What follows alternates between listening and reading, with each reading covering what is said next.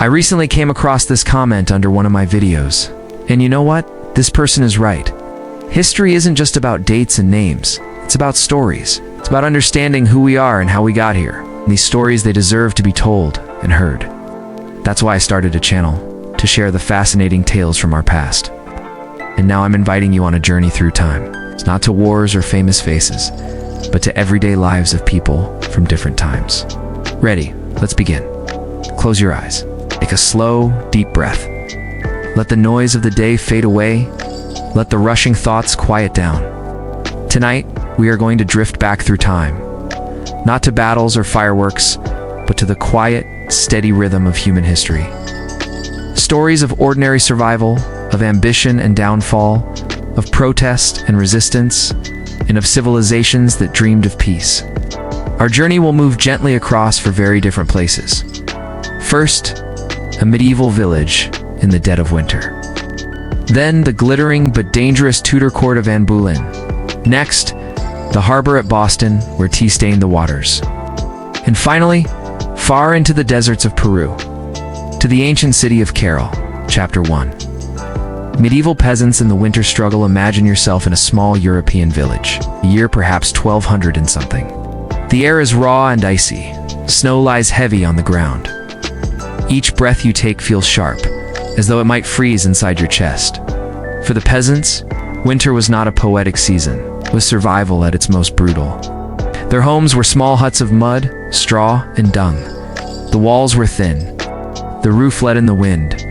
Windows were little more than holes, covered with rags or bits of wood. And so how did they endure? The answer was fire. At the heart of each home was a single hearth. The fire was not only for cooking, it was life itself. But wood was scarce. Keeping a fire alive through the endless night was a skill. You practiced something called fire banking, covering the glowing embers with ashes and earth, so the fire would smolder rather than die. At dawn, a gentle breath, a twig placed carefully, and the flame returned. Families huddled together, children pressed between parents, sometimes even sharing the warmth of animals. Chickens, goats, dogs, all packed inside one smoky room. Clothing was heavy, rough, layered, wool, if they were lucky. Linen, patched again and again. Every scrap of warmth mattered. Food, too, was fuel. Stews of cabbage, barley, beans.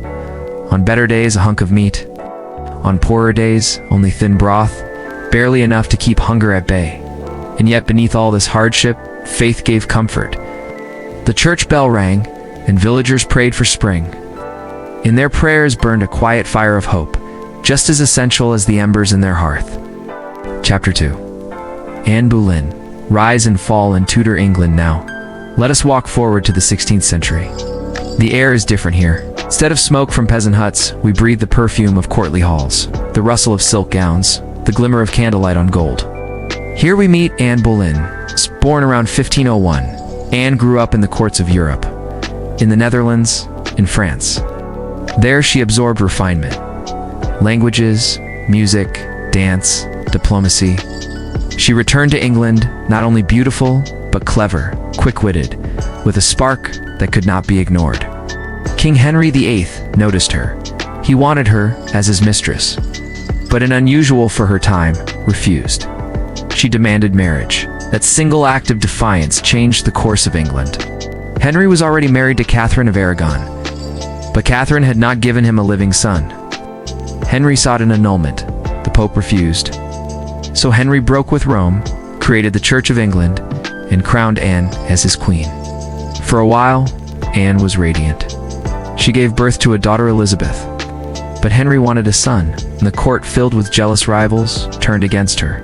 In 1536, Anne was arrested. The charges, adultery, incest, treason, all false. But the trial was a show, the verdict already written. Anne walked calmly to the Tower Green. She knelt. The sword fell. And Anne Boleyn was gone. Yet history did not end there. Her daughter, Elizabeth I, grew to become one of England's greatest monarchs. Through her, Anne's legacy endured, long after her enemies were dust. Chapter 3. The Boston Tea Party. Now let us cross the ocean. The year is 1773. We are in Boston, a colonial port on the edge of a growing storm. For years, Britain had taxed its American colonies, the Stamp Act, the Townshend Acts. Each one resisted. And then came the Tea Act. It was not the amount of tax that angered the colonists, but the principle. Taxation without representation. On the night of December 16th, a group of men disguised themselves as Mohawk Indians. They moved silently toward 3 ships waiting in the harbor, ships heavy with crates of British tea. They did not loot, they did not steal. They had only one purpose. One by one, they smashed open the crates. One by one, they hurled them into the sea. 342 chests of tea, darkening the cold waters of Boston Harbor. It was not chaos. It was discipline's symbol, a message to the world. The British government was enraged. They passed the coercive acts. The colonists called them the intolerable acts. But instead of breaking the colonies, they bound them together. The Boston Tea Party became a spark that grew into revolution, into war, into the birth of a nation. Chapter 4. Carol. The peaceful city of Peru finally. Let us travel back even further.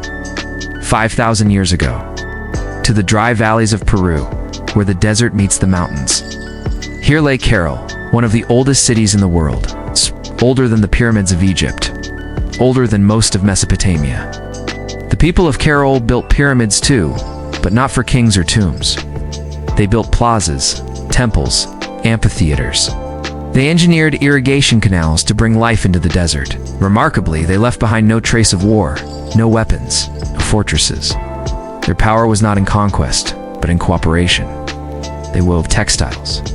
They played music on flutes made from pelican bones. They watched the stars. They gathered in ritual and song. Carol's buildings were designed to resist earthquakes.